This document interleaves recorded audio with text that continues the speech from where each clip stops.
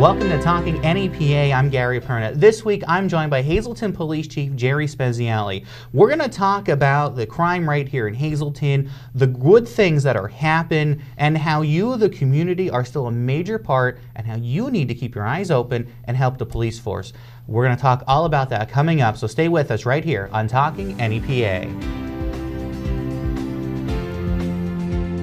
It's Hemi from the family at All-American Chrysler Dodge Jeep Ram in Tamaqua.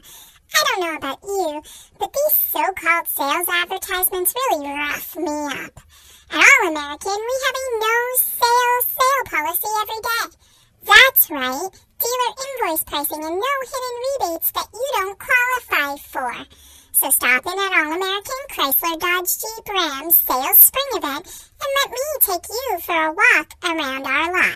Get ready for TV that works for you with Service Electric's Tivo Whole Home DVR. Automatically record single shows or an entire series. Record 6 shows at once and store up to 150 HD hours of programming. The easy-to-use guide helps you find your favorite shows. Start your program in one room and continue watching in another. Stop, pause, and rewind live TV at your leisure.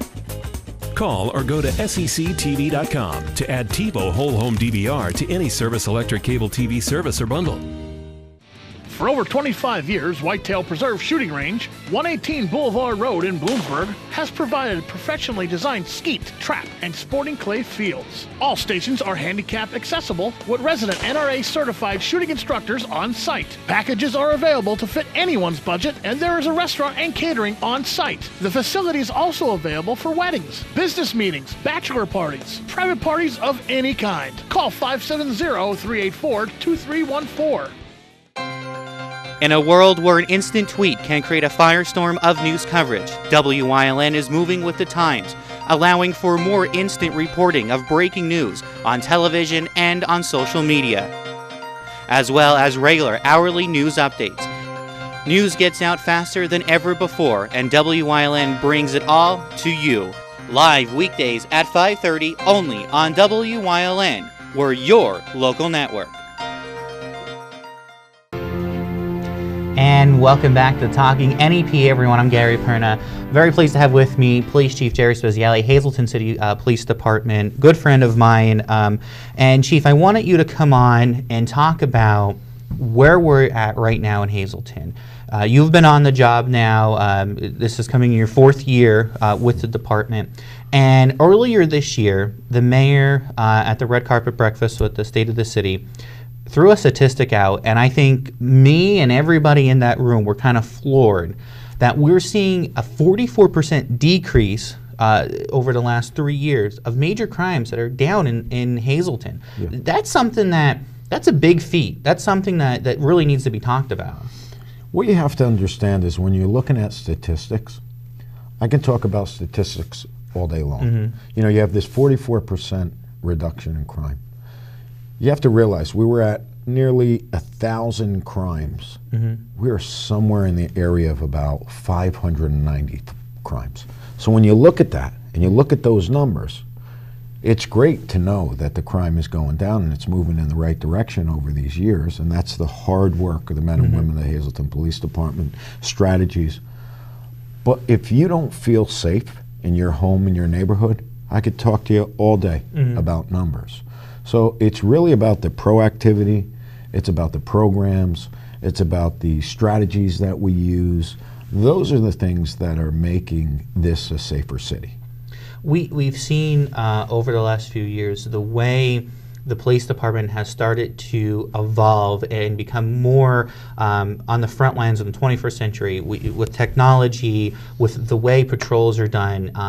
We're seeing saturation patrols. We're seeing cops out in neighborhoods patrolling, taking the time and stopping to make sure, number one, the residents feel their presence, and number two, the criminals also feel their presence and know they're not welcome in these neighborhoods anymore. And that's what's been working. The fact that we have the black and whites, the traditionals, they're more visible.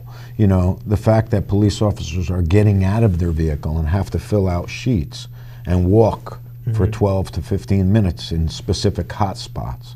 Looking at, you know, heat maps to find out where crimes are occurring, whether they're quality of life crimes, whether they're major crimes, so that we know where to focus, the times to focus, and to kind of precision, go in with this precise strategy of how to attack the problem. It's almost like being a surgeon. You go right after the core of the issue, and that's what we're doing here in the city of Hazleton. I want you to talk to everyone who's watching about how we've gotten to this point. We've seen, and you've been on our shows multiple times across the channel, talking about getting the officers and the public all on one page.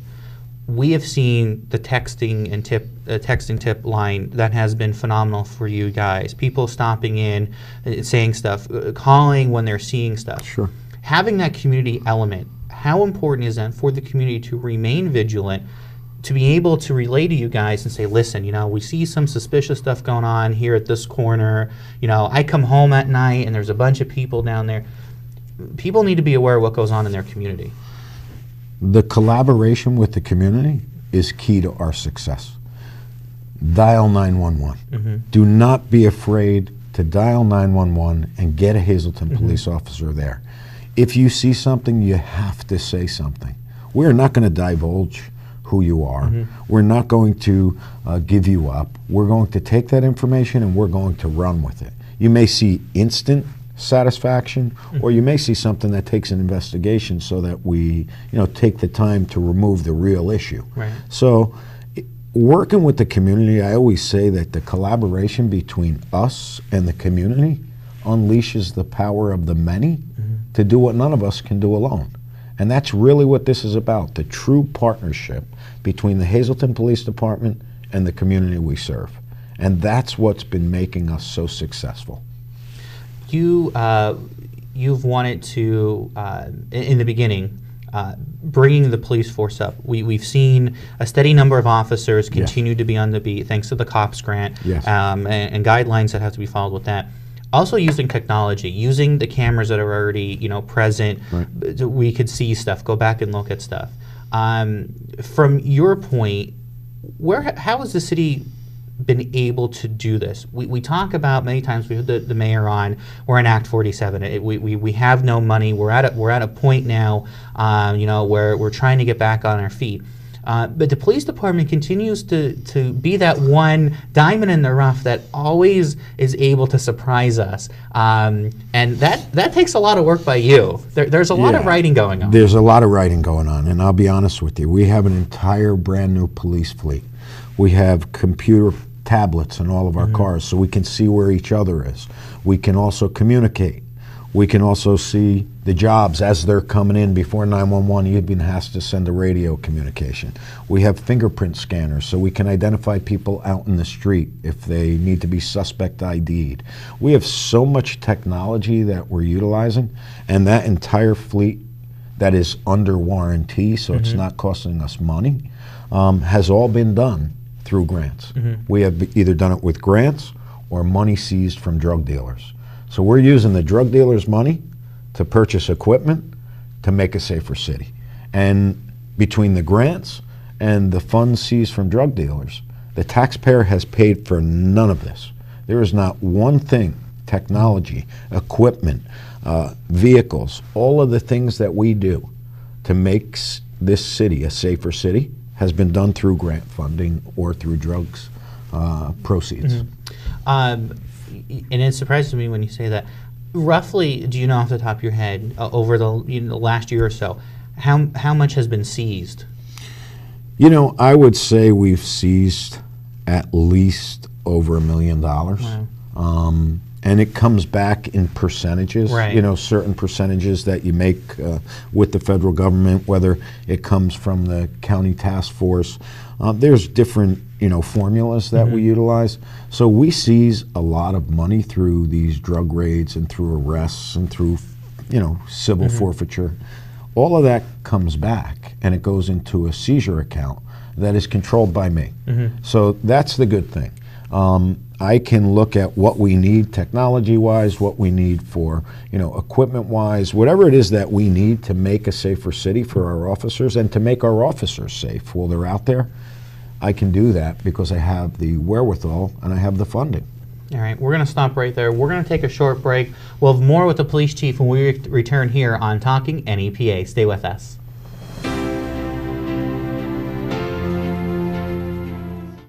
SJ Kowalski is your Mitsubishi Diamond Contractor.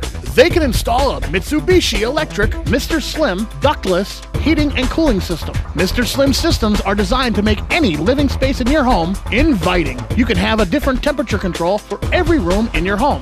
The money-saving technology can save you 25 to 50% on your heating bill. For Mitsubishi, Rinnai, and trained comfort specialists, call SJ Kowalski at 570-455-2600. Go hog wild for Iron Pigs Baseball. WYLN is televising the Lehigh Valley Iron Pigs live. America's favorite pastime on your local network, WYLN TV 35. See the Stars of Tomorrow at Coca-Cola Park. Don't miss any of the games here on WYLN TV 35. Visit WYLNTV.com for a complete Iron Pigs schedule. Lehigh Valley Iron Pigs on WYLN, your home for live sports.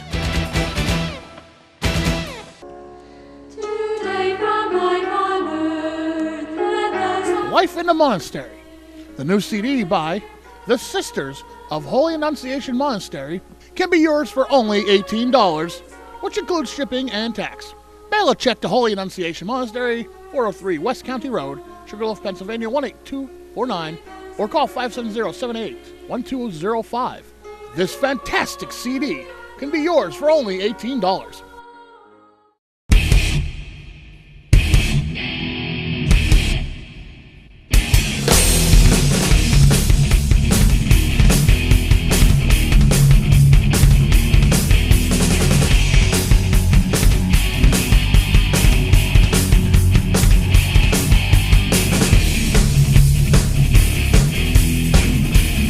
Watch Off the Beaten Path on WYLN TV 35 and discover the Pennsylvania you never knew existed. And welcome back to Talking NEP, everyone. I'm Gary Perna, here with Police Chief Jerry Speziale. And Chief, I want to talk about the working relationship the police department has with the other departments, the DA's office, county detectives, because today, this is, we're not in 1970 or 1980s. Criminals don't know boundaries. So they could be committing a crime in Hazleton, maybe they move to West Hazleton, Freeland, McAdoo, wherever, and having that cooperation and that willingness to be able to help one another, along with information sharing, is a huge part of the job today. Yeah, we have no territorial touchiness between the agencies, whether it be the Pennsylvania State Police, whether it be the Luzerne County District Attorney's Office, whether it be Butler, Sugarloaf, West Hazleton. We all work together.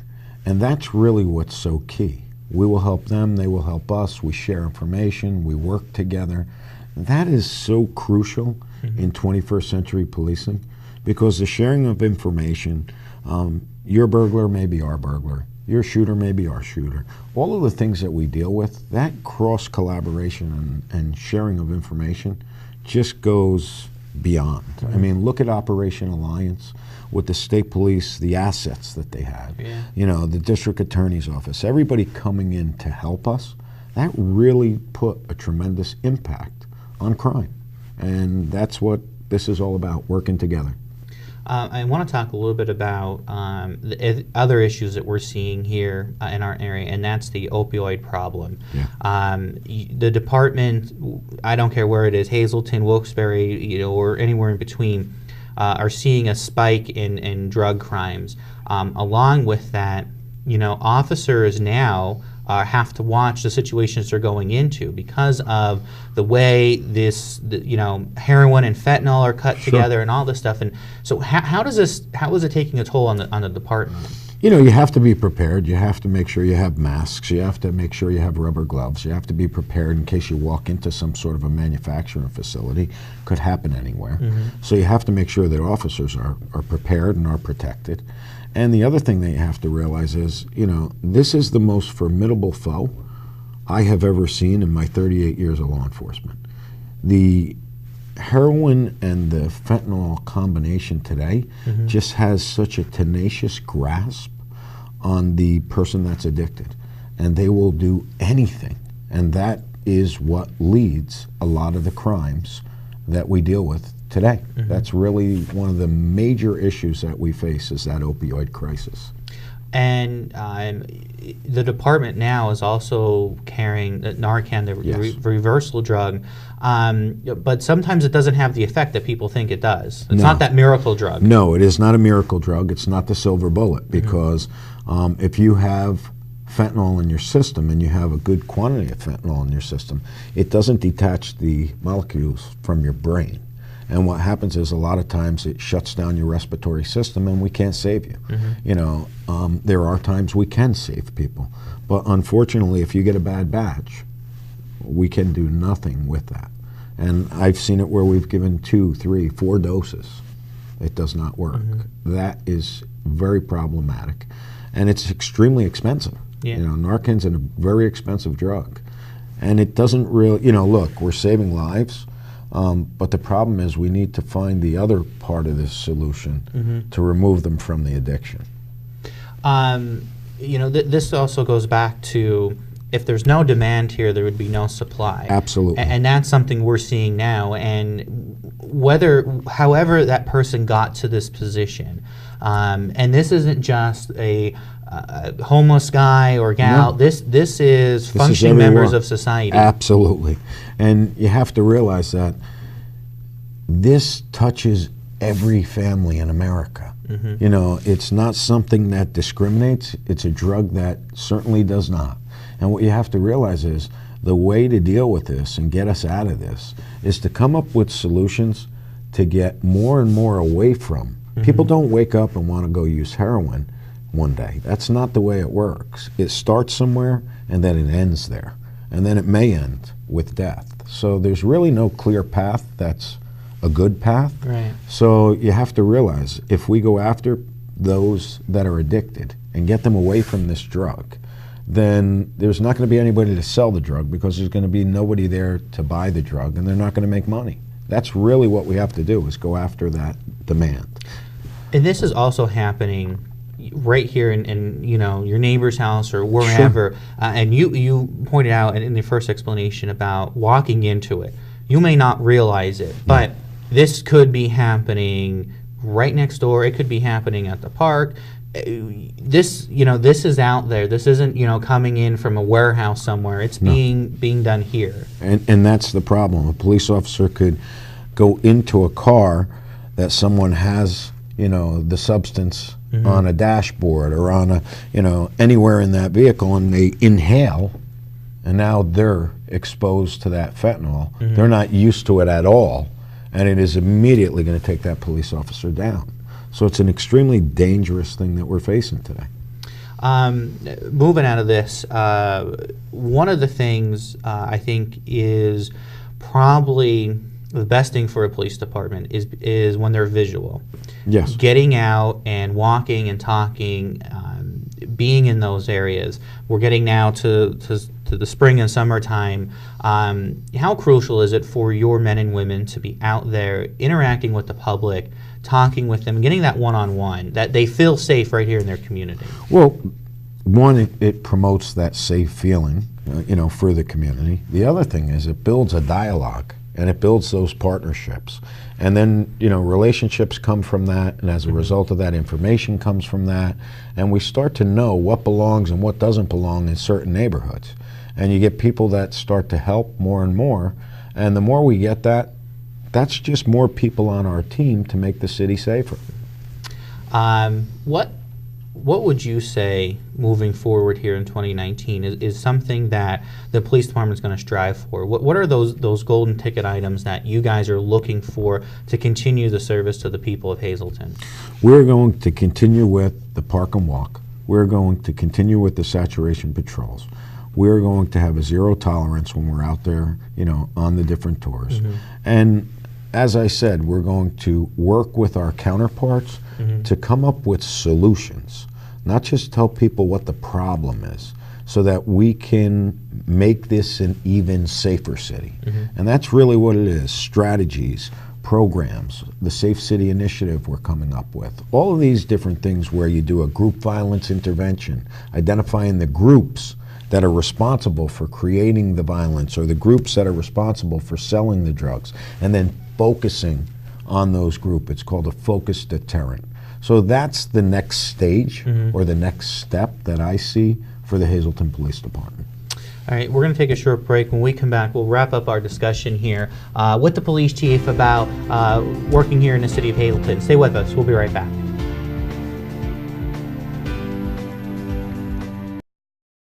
It's Hemi from the family at All-American Chrysler Dodge Jeep Ram in Tamaqua. I don't know about you, but these so-called sales advertisements really rough me up. At All-American, we have a no-sale policy every day. That's right, dealer invoice pricing and no hidden rebates that you don't qualify for. So stop in at All-American Chrysler Dodge Jeep Ram sales spring event and let me take you for a walk around our lot.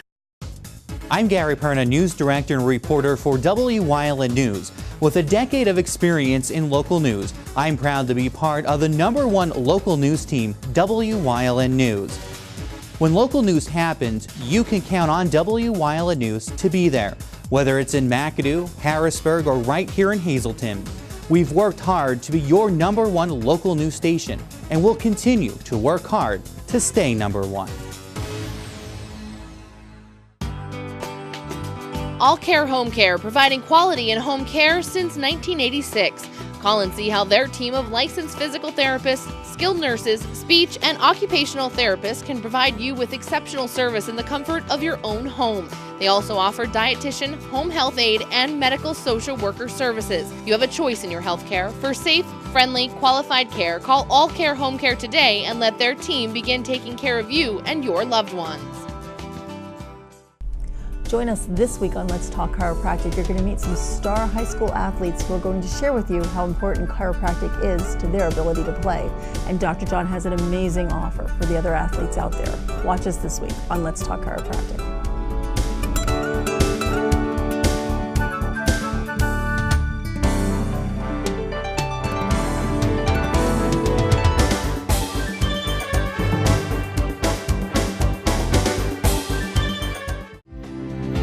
Welcome back to Talking NEP, everyone. I'm Gary Perna. I'm joined by Police Chief Jerry Speziale. We're finishing our conversation.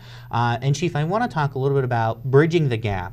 We have seen in the last year or so Spanish-speaking officers on the police force, officers learning especially key phrases and words in Spanish, and also the willingness and commitment to help from our Hispanic community here in Hazleton, who have been playing a big role with you guys as well.